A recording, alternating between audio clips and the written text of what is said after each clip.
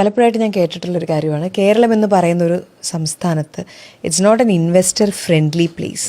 നമ്മൾ എന്ത് ബിസിനസ് കൊണ്ടുവരികയാണെങ്കിലും ബുദ്ധിമുട്ടാണ്, അത് എന്തും ആയിക്കൊള്ളട്ടെ. ഒട്ടും സപ്പോർട്ടീവ് ആയിട്ടുള്ള ഒരു എക്കോ സിസ്റ്റം അല്ല നമുക്കിവിടെ ഉള്ളതെന്ന്.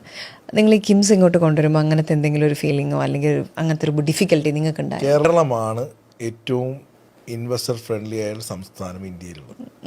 അതിന് ഉദാഹരണം ഞാൻ പറയുകയാണെങ്കിൽ, നിങ്ങൾ കാസർഗോഡ് മുതൽ തിരുവനന്തപുരം സഞ്ചരിക്കുന്നു, നിങ്ങൾക്കിവിടെ റൂറൽ ഏരിയ കാണാൻ ഭയങ്കര കുറവായിരിക്കും, എല്ലാം അർബൻ സിറ്റീസ് ആയിരിക്കും.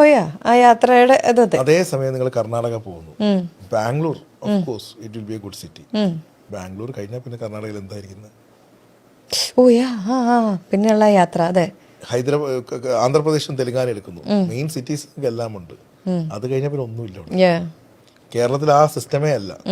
കേരളം ട്രിവാൻഡ്രം ടു കാസർഗോഡ് ഡെവലപ്ഡ് ആണ്. എല്ലാ ബ്രാൻഡും ഇന്നിവിടെ ഉണ്ട്. Education wise